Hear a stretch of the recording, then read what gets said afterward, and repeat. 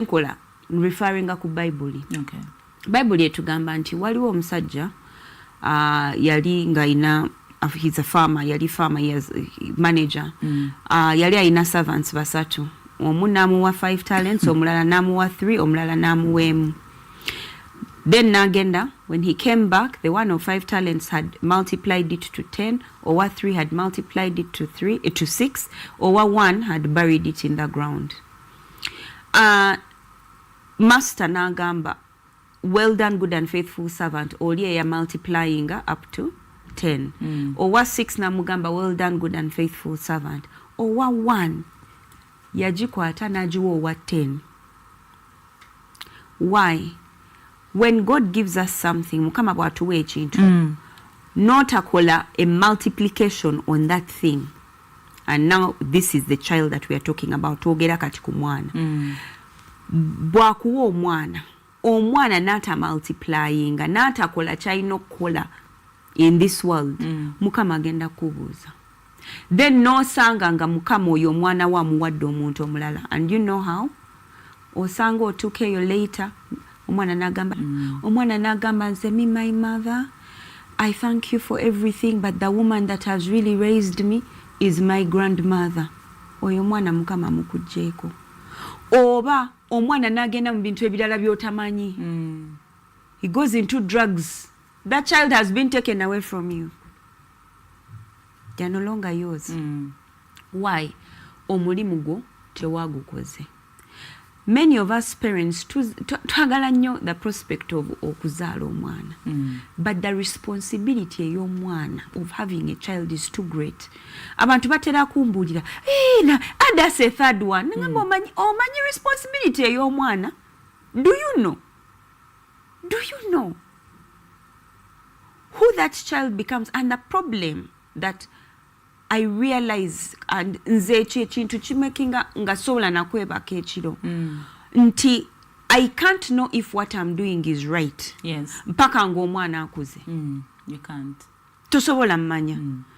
N'otuuka n'olaba nti my daughter failed nze mu marriage. My son has failed in marriage. My daughter has failed at her job.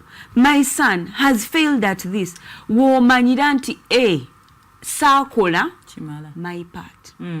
Kubanga ntera gamba ba parents nti waliwo values ze batugamba nti omuntu in a workplace alina okubeera nazo, oba even in a marriage, oba wherever they are, parenting, even in parenting, there are values omuntu zalina okubeera nazo. If your child tazirina agenda kufailinga, oba oyagala oba toyagala, that means ye gwa muyigiriza those values.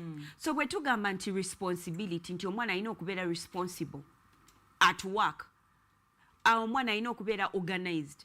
Bw'otabi teaching your child, they'll fail in the future.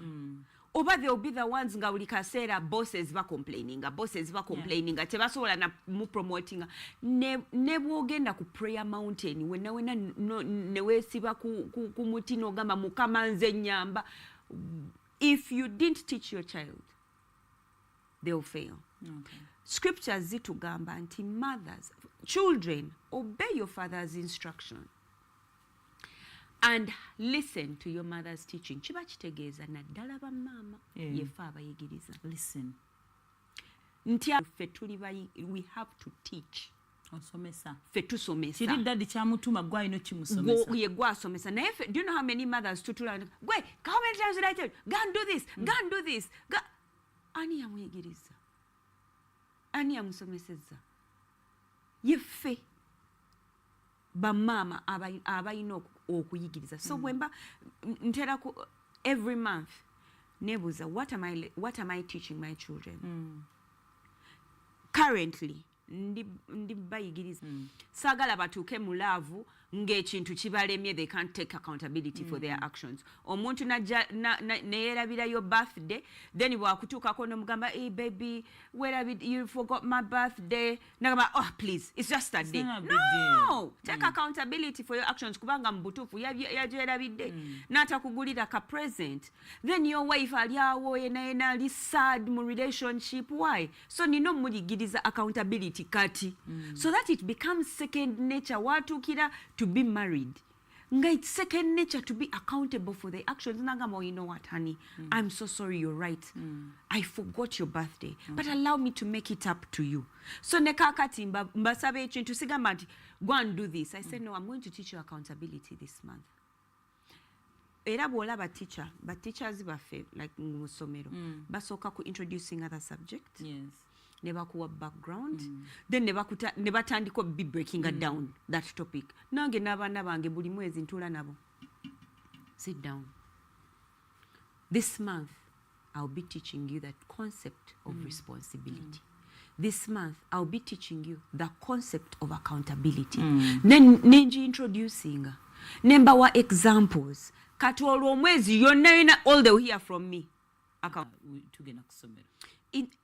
The thing webuuze when again last parent teachers meeting kiki kye baŋŋamba ku mwana wange obuzibu bwe then ne bamugamba stop sikuwulira nga bagamba nti you can't keep quiet.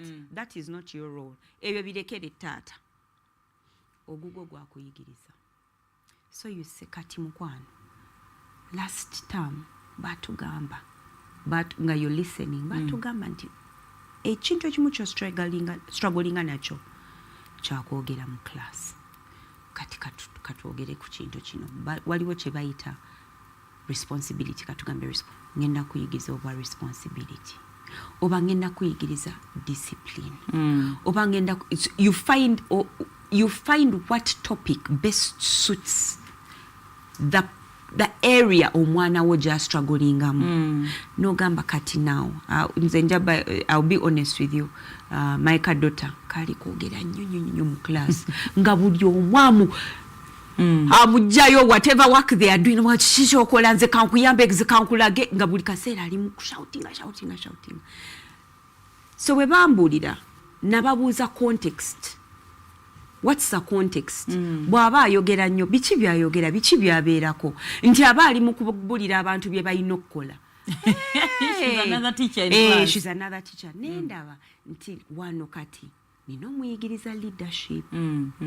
So ne mugamba baŋŋamba nti oyogera nnyo nti oli stubborn abantu obatawaanya mu class naye ndaba obuzibu buli nti sikuyigiriza leadership. So what is leadership? Ne munyonyola what leadership is. Then ne muwaka statement kamu ne mugamba Bianca, if you can't lead yourself you can't lead others. Kubanga twatuuka nga ye ali mu kubulira buli omu kiki kyalina okukola ng'ate ye tabikoze. Okitegeera abagamba keep quiet kyokka ye ali mu kwogera okitegeera. So ne mugamba kati now if you want people to keep quiet muyegwa alina okusooka osirike. Okitegeera before you tell people to do their work first do your work. Ne mugamba sagala obeere ba leaders abatuuka ne babeera ba president ne babeera ba MP nga batubulira bye tulina okukola ng'ate bo tebasobola bikola. So ne tugenda nga ekyo kye tuliko nga buli ku makya bwe mba nsaba naye nkisabira ekyo ne mugamba Mukama nga awulira Bianca mukuwadde obudde butuuse agenda yingira mu class beera naye mulage ebya mukulembeza for leadership. Teach her what a real leader is. Mukama guide her mujjukize nga tanaba kulidinga abantu abulala ayina okwelidinga first. Remind her Mukama. Then end of that day wetuuka nga ngenzo mukima mubuuza leadership this week oba leero yagenze nangamba kumacha ne leadinze naye kasitala nti yatuuse nabyerabidde. Okay, why? Nangamba munayi nabyerabidde ndoza nabadde excited twakoze binoone bituko nembyerabira naye teacher namugambye ansonyiwe. Okay. So next tukole tutya ojjukire after lunch nti ne after lunch nagamba ndoza tuwandika akantu where kensobola okuteeka ku desk yange konzi kale katukakole ne tukakola ka art project before I lead others I must lead myself nakakalaringa bulungi nakateeka ku desk ye alyoka ajjukire nga sina namukuba. Yes, sina mukuba for being noisy. Kubanga omwana tabeera noisy anyhow. Osanga oyo omwana agenda kola mu TV, mu entertainment, gwe n'omukuba being noisy. No. They're learning how to speak. Yeah? So that is when you're now going to teach them public speaking. When is the right time to talk? That's why mukuwa this example, abaana ababiri, they can be doing the same action. Naye choino muyigiriza gwenga mama. Each mother nga mu teaching a different lessons. Omwa teaching a leadership, omwa teaching a public speaking. Because one of the values is a public speaking, we know kumanya when to talk. Yeah. Omulala parent nga bona bali stubborn babataddawo bagenda bakuba. Naye nga mama omwa alina okuteaching a leadership, omulala alina okuteaching a public speaking, omulala alina okuteaching a entertainment. That's why it's important to obuze ba teacher.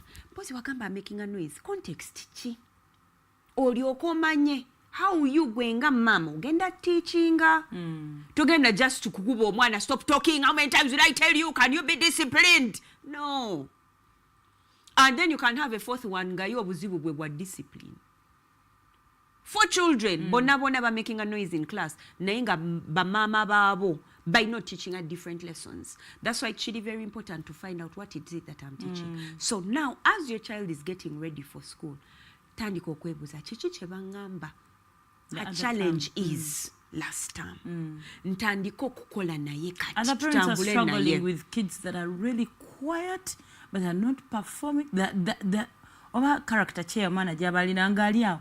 Tayogera mu class, tanyega, taperforminga, takola ki ali awo. Kati if bokola chenkoze n'olaba nti it's not working, kati awo tuba tuyingidde mu spiritual warfare. Waliwo ali ku mwana wo, and that's not a good thing. Nga wano kati kyakusaba.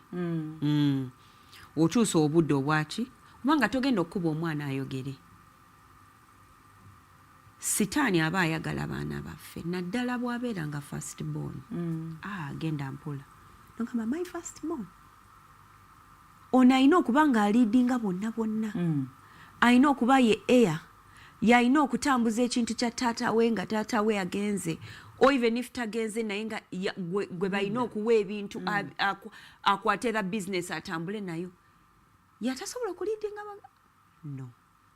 Kati kino kyakusaba. Talina kubeera the best in class. No. But are they a leader? Are they a leader? Are they doing what they are supposed to do? As for the rightful position that they are. Bonga kubeera first born. Bakola ba first born kye balina okukola. Because the truth is buli first born alina okuleadinga.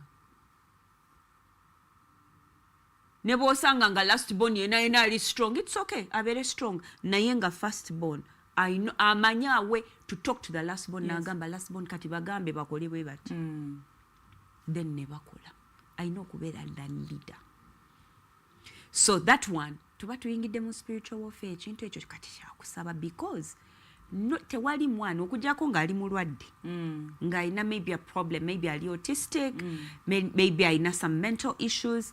Naye ng'ebyo ng'obitadde wabbali, the child is okay. You've put aside the fact that nti omuyigiriza ogenze, you've done your best as then awo kati tuba tuyingidde mu sphere endala. Yeah. Awo gaba maanyi malala nnyo. Kati awo tubeera ku show endala. So awo nina okujja twogereko ekyo kati. Okay, I understand. The side y'abasomesa, the kids are coming back. Sometimes I've seen teachers during long holidays, missing an hour, and they call you, how is my son? But sometimes they get so frustrated. They have kids from different households, behaviors and all that. Olumu ne bateeka n'obusungu ku baana. Waliwo ekintu abazadde abamu kyatera okungamba ekimalamu amaanyi, omuzadde okukubira n'agamba omwana batuleme, something like that. I mean, you're like now the second parent. I'm doing other things now.